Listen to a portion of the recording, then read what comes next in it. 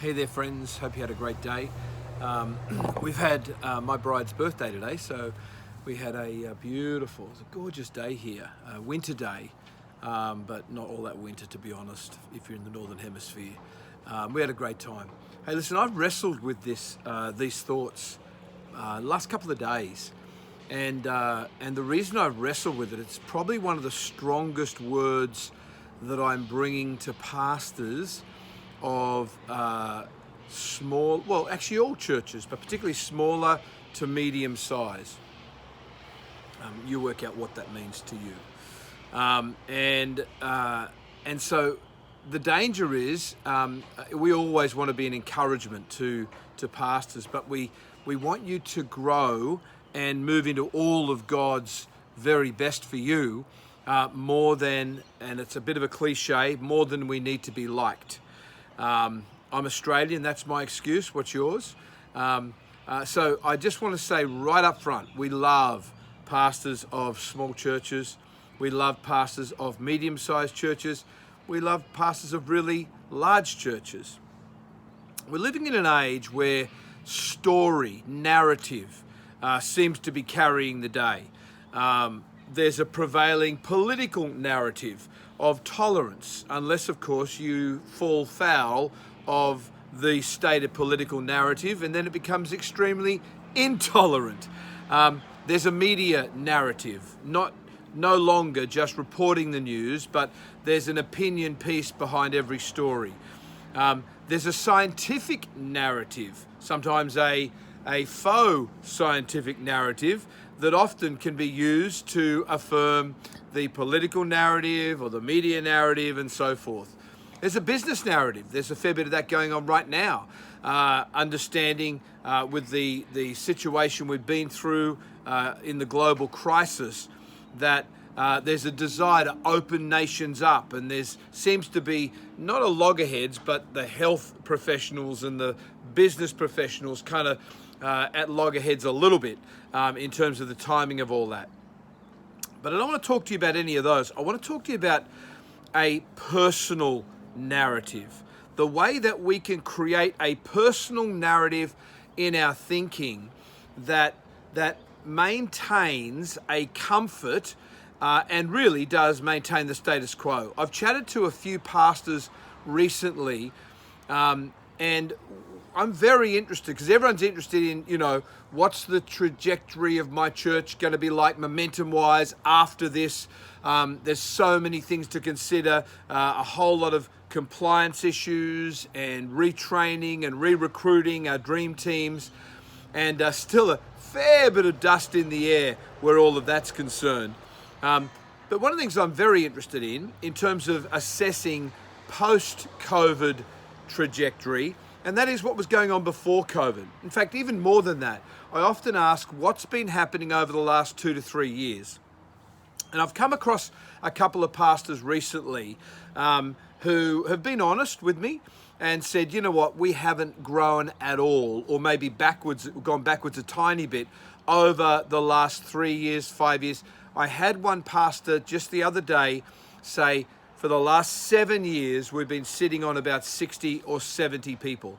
One of the things I love about what we do, I could be talking to a pastor who's overseeing, 10,000 on a weekend in one moment, and talking to a pastor overseeing 120 on a weekend in another moment. Like I said, we want to embrace everyone, and according to the time availability that we have, we want to help everyone, and we certainly try and do that. But as I unpacked this conversation with this particular pastor, I said, so how's it going? He said, we're small in number, but we're a really fruitful ministry. And I thought, how do I play this? And I said, look, you don't know me. I'm going to take our relationship that's non-existent out for a spin. Do you want me to be nice, or do you want me to tell you the truth? And he said, no, tell me. And I said, my friend, you have built a narrative around your lack of fruitfulness that has allowed you to stay there and not go crazy. And I said, you said we're a really fruitful ministry. How so? You've been the same number for the last 7 years. And can you see, if something dramatic doesn't change, then nothing is going to change. And he said, I said, look, I'm being a bit too Australian. He said, no, please. But I could tell that I jolted him out. You see, of something, of a complacency. The narrative, and look, it didn't all happen overnight. He didn't go, okay, we're fruitful regardless of numbers or whatever. And I know some of you are going to boo me here and say it's not all about numbers. Oh, look, give me a break. I'm talking about what he wants. And I said, you went into this full of promise, but you've allowed your predicament and the problems that you're having to bring the promises of God down to the level of your prevailing experience. So eternity, heaven, prophetic promises no longer are what's driving you and leading you forward. You've created a narrative around, well, this is where we're at. It's amazing how no momentum becomes a season of consolidation, how no fruitfulness becomes a period of preparation. Or we major on activity. Yeah, we're doing that outreach. He said, I want to make sure, I want to make sure that we've got our outreach going. And I said, what's that? Well, it's, caring for the community and so forth. And I said, and again, I wanted to be kind, and I want to be kind now. I am not against you or putting you down. We love you. We think you're a hero in all that you've done to pivot your church over the last season. But we got to get honest here. We major on activity, not productivity. So that's why we get busy, and we got this function and that function, and we get hoodwinked into thinking presence at the church building, prayer meeting here, a prayer meeting there, here a prayer meeting, that a prayer meeting, everywhere a prayer meeting, and praying's great, but let's not kid ourselves. Praying is no excuse for not obeying. God laid it down very clearly that we are to make disciples of all nations. And that's our bit. It's not all up to God. We start to defend what is not working. Or start to defend what we have rather than start to reach those we haven't got right now. We can become so earthly minded that heaven no longer gets a look in. Or we become so heavenly minded, it's God, and he's going to do this. And yet we read in the word, we've got to make disciples. We've got to reach a whole lot of people. We've got to connect with them vitally. We've got to put them in community, and we've got to raise them up as leaders. Let me say it again. Our present predicament causes us to forget the God promise over our lives. No one started a church or took over the leadership of a church going, man, I hope we're just able to bump along the bottom here for the next season. We didn't get into this. If you're a lead pastor, you didn't get into this just to tend a couple of sheep. And I know some of you will just be shaking your heads going, man, that is so carnal. And so, of course, I'll do my best. I'll care for those God gives me, and the rest is up to God. And I think it's just often an excuse to not get uncomfortable. We start to rationalize our position rather than take responsibility for our lack of fruitfulness. We blame God when we refuse to go and make disciples. It's not the total attending now. It's the trajectory that's ascending. So it's not the total attending, it's the trajectory ascending that we're really got to be interested in. And obviously we're about loving Jesus. We're about relying on his word. We're about being true to the integrity of the text and all of that stuff. Absolutely vital. Pre-COVID momentum is a vital contributor post-COVID context. The new rhythm must include investing in yourself as a leader. The new resource model must include instructing and imparting capacity into you as a leader. Let me give you 3 thoughts on this. I hope you don't hate me for this, but honestly, what I'm saying is for many of you that have been where you are for way too too long, 3 years, 4 years, 5 years. Please do not start to build a personal narrative around why it's okay to stay where you are right now. Number one, face the truth of your trajectory.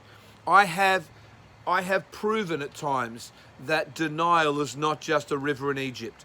There have been times I've been in denial about where I've been at as a leader and where the ministry that I'm overseeing. Times of flatness, times of going backwards, and I'd be the eternal optimist, but I was kidding myself. Secondly, free yourself from a containment mentality. And that's what I want to shake right now. Free yourself from a containment mentality.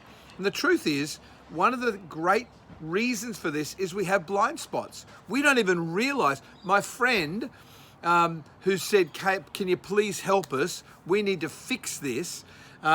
He reached out to us. And to his credit, he was stuck, but there was a blind spot.